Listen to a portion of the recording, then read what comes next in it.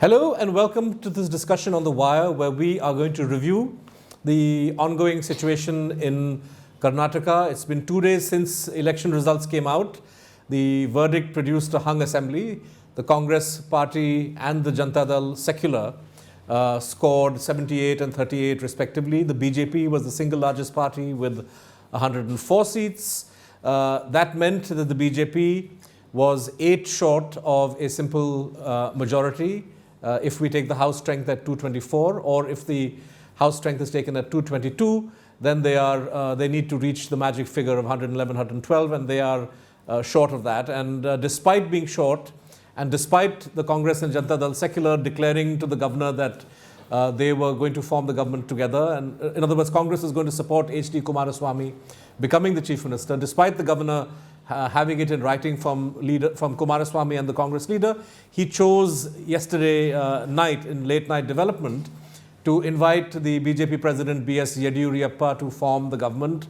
Mr. Yediyurappa was sworn in this morning, but not before some early morning drama at the Supreme Court. We were up till late night, early morning at The Wire, covering the Supreme Court hearing where the Congress party filed an urgent petition. Full marks to the Supreme Court for admitting this petition and beginning hearings at 2 a.m. It was a bench headed by Justice A.M. Sikri, who's one of the senior judges of the Supreme Court, a 3-judge bench. Heard arguments from Abhishek Singhvi, heard arguments from the Attorney General of India, K.K. Venugopal, and from Mukul Rohtgi, the former AG, who said he was representing 2 unnamed Bharatiya Janata MLAs from Karnataka, but not Mr. Yediyurappa. After hearing arguments for about a little over 2 hours, 2.5 hours from these 2 sides, the Supreme Court decided that it would not interfere with the swearing in of the BJP leader in Karnataka. However, they did say that a crucial document that Yediyurappa submitted to Governor Vajubhai Vala, where he staked his claim to form the government, that letter, which lists out the number of MLAs who are supporting him, should be presented to the court, and the next date of hearing has been set for 18th. The court did say that while it was not interfering with the swearing in, the whole process of government formation and whatever follows will be subject to the court scrutiny, and it's clear that the ball is in play. The BJP will have to present this letter, this document, before the Supreme Court, and we fully expect arguments to resume. I'm Siddharth Vardarajan, and joining me today is my fellow founding editor, M.K. Venu, who of course covered the Gujarat elections very closely. The Karnataka elections very closely. You went to the state during the campaign. You saw the campaign from close quarters, and of course have written and been involved in a lot of the discussions that we've been having. There are many ways at which we can look at this, Venu. There is at the realm of politics and morality, and at the realm of law. And I think it's maybe useful to go step by step. And let's begin with the legal issues, because the Congress party, which had opposed the formation of a BJP-led government in Goa and Manipur last year, on the argument that they were the largest party, the Congress, and they should have been called to form the government, is now reversing its position and saying, well, we are the largest coalition, we should have the right, and not the BJP, which is the largest party. And the BJP, of course, has reversed its stand. How do you see this legal argument going? I mean, do you think there is weight in the Congress's claim that, look, whatever stand we took on Goa, now that the court has ruled last year that the governor should call the largest coalition, we should be called? Yeah, Siddharth, in a sense, you're right. Congress did oppose the BJP when it tried to stitch up a coalition, despite the Congress being the single largest in Goa. But subsequently, the Congress went to the court, and when the Supreme Court gave a ruling in favor of the BJP, and when the Supreme Court said that the governor had exercised his discretion rightfully and had probably done the right thing, so the Congress accepted the Supreme Court's verdict, right? So now, in some ways, the Congress will argue the same thing with the Supreme Court tomorrow. And remember, in Goa, the Supreme Court had very clearly said within 3 days. Right. Everything had to be done within 3 days to avoid the possibility of dirty horse trading. So it advanced the date for the floor test. So I'm hoping that the Supreme Court tomorrow does the same, and at least we can expect the Supreme Court to be consistent on the legality and the procedural legality of these matters. So hopefully tomorrow, if the Supreme Court says it's done within 3 days, I think there'll be some sense of some relief, some sense of justice, and as we all know, Yediyurappa himself asked for a week, and our governor has delivered much more than what Yediyurappa asked for. The governor has given them 15 days, which 15 days, in my view, is not. It's unconventional. It borders on partisanship.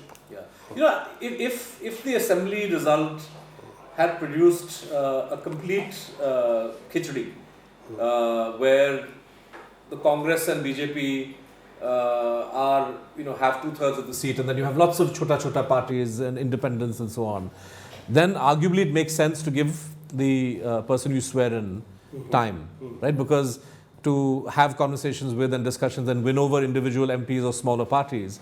Yes, the arithmetic is simpler. I mean, what's so shocking about the governor's decision is that actually this is a very, very straightforward arithmetical problem. Very straightforward arithmetic. BJP has 104, Congress and JDS have 116, BSP has 1, and you have 2 independents. And one Mr. Shankar who's been flip-flopping. Right, but the point is that the governor, when he received evidence of JDS and Congress having the numbers, right? You have, and don't forget that at the end of the day, the anti-defection law, the 10th schedule of the Constitution, is pretty rigid in the sense that an MLA does not have leeway to vote her or his conscience. If there's a whip, the MLA has to vote in line with the party whip.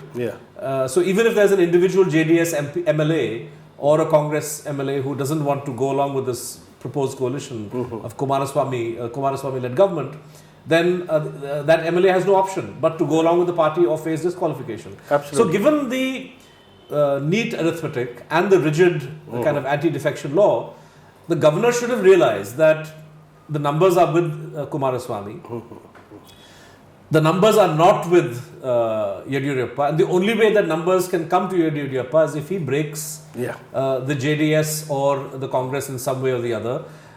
And he has to break 2/3. Well, if he follows the conventional logic of the 10th schedule, and but in the past he's used other methods, right? Yeah, other methods. Yeah, sure. I mean, in the sense that in fact, in the past, Siddharth, it's very interesting. In 2008, Yediyurappa was, I think, it's short by about 2 seats. It may be 2 or 3. I think it was 2. And he used this very novel, very interesting mechanism of making a few MLAs on the other side resign. So by making them resign, he brought the halfway mark lower, and then he actually just met the halfway mark. That happened because he was just two seats short. Right. But here he's full 8 seats short. And if he wants to manipulate the halfway mark by making some of the JDS or Congress people resign, then my calculation shows that he'll have to make 15 MLAs resign. Exactly. It's well nigh impossible to make 15 MLAs. I don't know whether Reddy brothers have tested this level of use of money and muscle to pull off such a coup. I don't know. Just to clarify or to explain to viewers, in the current House 222, because 2 elections to 2 constituencies were countermanded. So the House strength is 222. 222. The halfway mark is 111, and you need to have 112 in order to demonstrate a majority. Now, how does Yediyurappa go from 104 in a 222 House to 112? Well, one way that Venu is suggesting is the 2008 strategy which Yediyurappa followed then, where he got opposition leaders. It was called Operation Kamala. Operation Kamala, to get MLAs to resign. What resignations do is that it lowers the effective strength of the House. But here, in order for 104 to constitute a simple majority, the effective strength of the Vidhan Sauda will have to come down to 207. 27. So that 104 is a majority. So that means 207 and the current strength is 222. So 15 MLAs from the JDS or Congress will have to resign. And it's clear that they would resign largely because they would have been induced to do so. That's route number one. Route number two is that he has to convince 2/3 of the Janata Dal Socialist MLAs to leave their party. Only if 2/3 of the members of a legislature party leave the parent party will that not be deemed to constitute a defection but a legitimate split. So in other words, out of 38, he will have to induce at least 26 or 27 MLAs from the JDS or a comparable figure from the Congress party. That seems rather a tall order. And this is where I want to now bring in the logic of the, what happened in the Supreme Court yesterday, because one of the most astonishing parts of the hearing were when the Attorney General and Rohtagi and so on were arguing before the bench that the anti-defection law will kick in only after an MLA has taken his or her oath as a legislator. In other words, what he was trying to argue was the following, that yes, Yediyurappa has 104, but even if he gives the names of 7 or 8 MLAs from the JDS and Congress to the governor, those MLAs would not be deemed to have defected and thus would not be disqualified. That's absurd. Because they haven't yet taken the oath. And the bench reacted very negatively to this suggestion. This was Mukul Rohtgi's suggestion. I think Venugopal, they both basically argued this. And the bench, Justice Sikri was saying that, look, this is preposterous. Very strong words. And another of the judges said that essentially you're saying that suitcases can change hands before the oath is taken, and is that supposed to be okay? That completely goes against the letter and spirit of the anti-defection law. And if there's one thread running through jurisprudence on government formation in hung assemblies, right? So you have Bombay, you have various other judgments and so on. It is that horse trading is an evil that has to be prevented at all costs. Right? And clearly a situation where you have 10 days, 15 days to form a government is tailor-made for horse trading on a massive scale. Absolutely. We already saw H.D. Kumaraswamy in his press conference talk about 100 crore being offered. The stakes are very high politically for the BJP. They don't want the Congress JDS alliance to fructify. They don't want this government to proposed government to take power, and they really want to go into 2019 with the momentum of having dislodged the Congress from Karnataka behind them. So given the stakes, it's obvious that money power will be involved, and absolutely. I wonder sometimes where all this cash is coming from. In fact, sir, I must tell you this. While I was traveling through Karnataka, I got very interesting insights from very senior leaders of Congress as well as of BJP.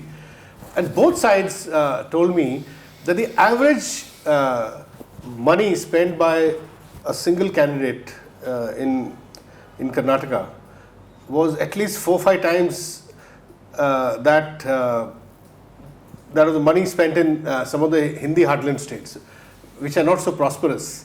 So this insight came to me from a very senior RSS leader who was in charge of a part of Karnataka. Since he had looked after some of the Hindi states earlier, so he said he was surprised at the amount of money candidates were spending. 15 crores per candidate, which normally would be the kind of spend for a Lok Sabha seat. Now, that is also because a large number of candidates in Karnataka come from real estate background, mining backgrounds. So I don't find that this is all cash. This is black money. This is all cash. And what surprises me, Siddharth, is you look at the Reddy brothers. The conduct of Reddy brothers, the manner in which surreptitious manner in which they sought to first bring them into the BJP campaign, and while denying initially, then later Yediyurappa publicly saying, no, it was Mr. Amit Shah who cleared his name. So all those charades went on, and the fact that Reddy brothers, several candidates that I spoke to in the coastal Karnataka region, they said that the candidates were being supported by Reddy brothers. The money was coming from Reddy brothers, and it is the Reddy brothers who against whom mining cases were launched, iron ore export cases, 12,000 crores, 15,000 crores. And it's very interesting, post demonetization, the months following demonetization, one saw Modi from here, Prime Minister Modi, really raising his rhetoric on anti-black money campaign. At the same time, ED and CBI weakening the case against Reddy brothers in Karnataka. Yeah. And slowly they all went to various courts. On technicality, they were let off. CBI, ED did not appeal against them. And then Reddy brothers slowly move into the BJP fold.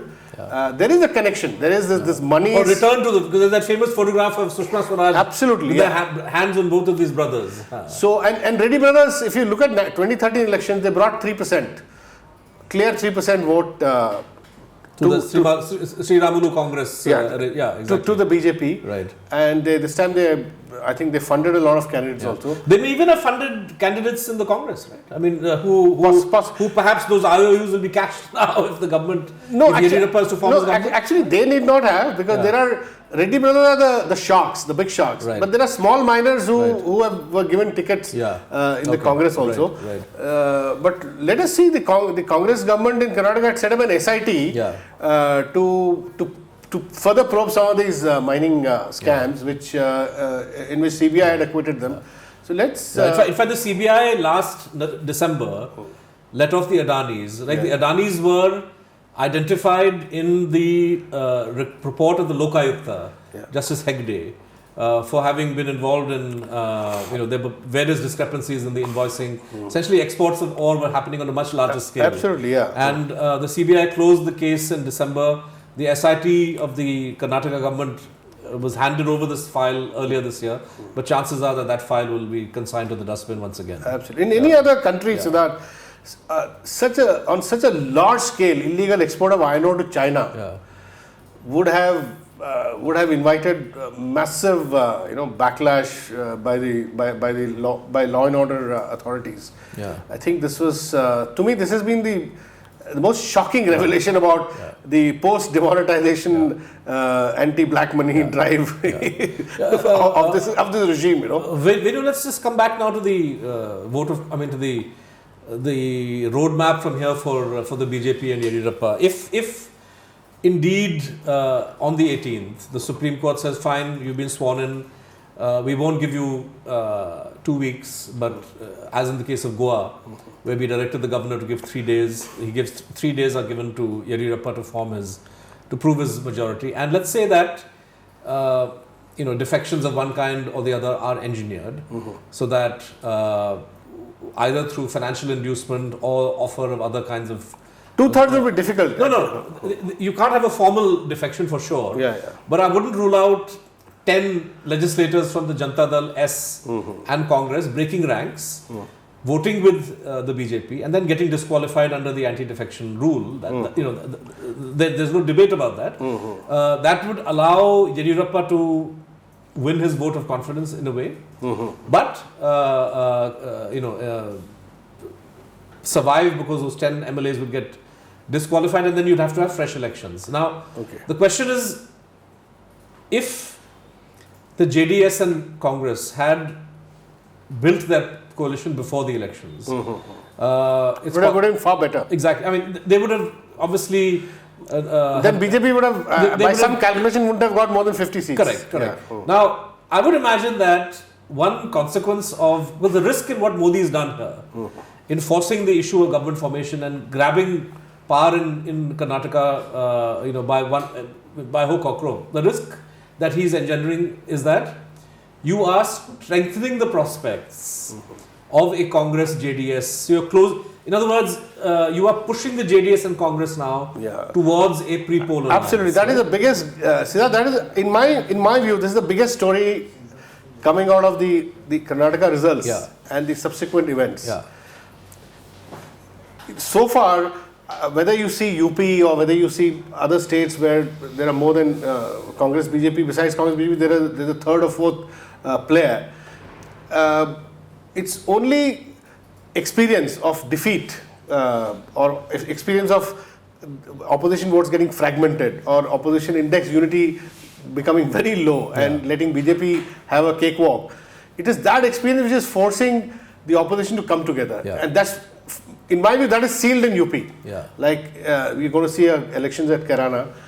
The same thing, the same process has kicked off in Karnataka. Now I think JDS and Congress are looking at 2019 and they will work together in 2019.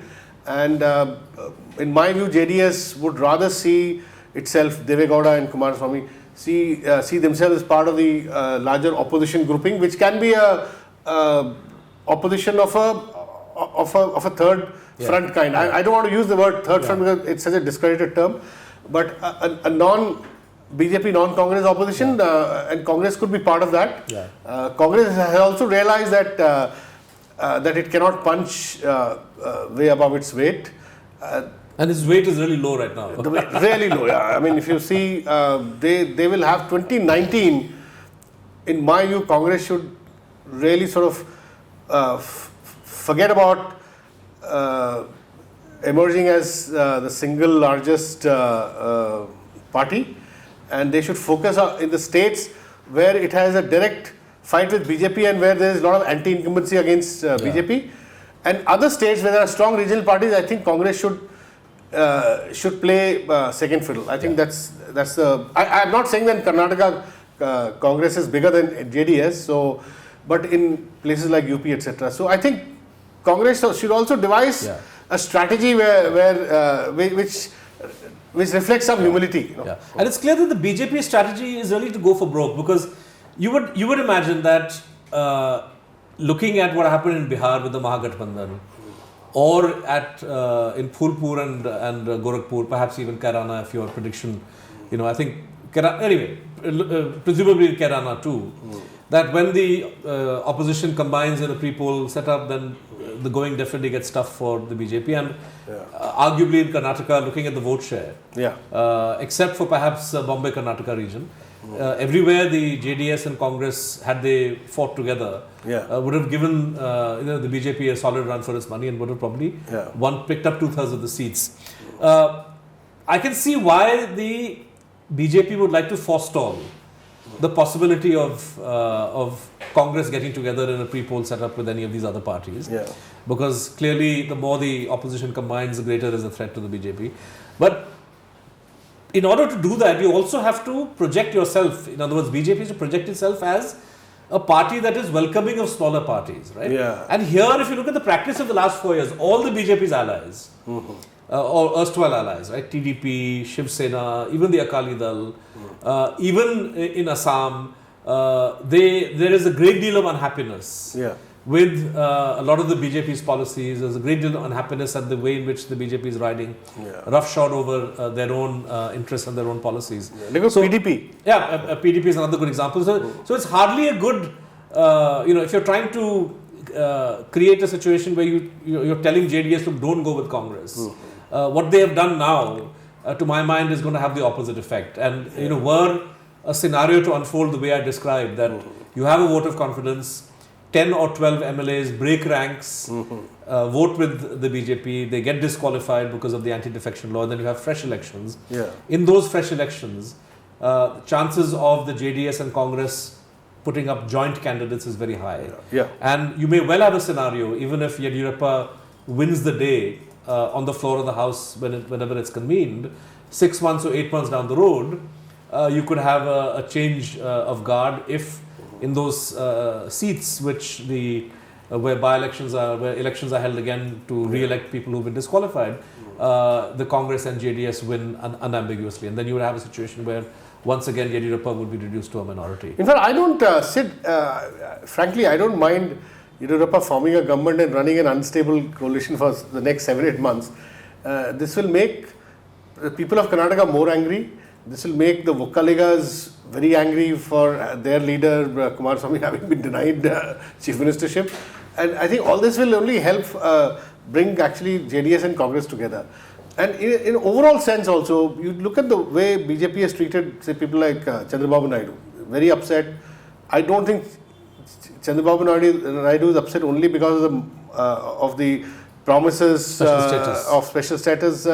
there are other issues also. Some of the southern chief ministers have with the BJP, and the BJP's attitude from the very beginning, if you recall, their arrogance were especially expressed by Amit Shah from the time that they came to power. That one of his first statements was, "We will now capture West Bengal. Mamata Banerjee ko ukhad ke fek denge." Then suddenly cases started getting opened. CBI started pursuing cases against people close to Mamata Banerjee, people close to Naveen Patnaik, various regional party. So BJP has been very systematically operating on two, particularly on this blackmail politics, deal making. It has reached a point, in my view.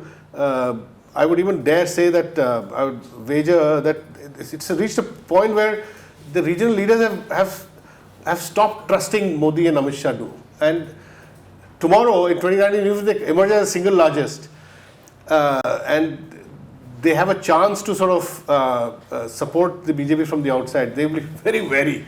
They'll move to a more fragmented coalition rather than a stable coalition, assuming that BJP remains the single largest. Right. On that note, we'll stop it there. Essentially, the developments in Karnataka are not over by a long shot.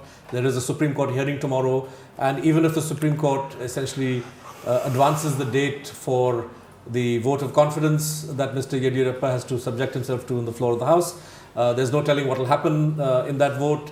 The BJP may lose, or the BJP may prevail. If the BJP prevails, it will have to have been on the basis of MLAs violating their party whip, JDS and Congress MLAs violating their party whip.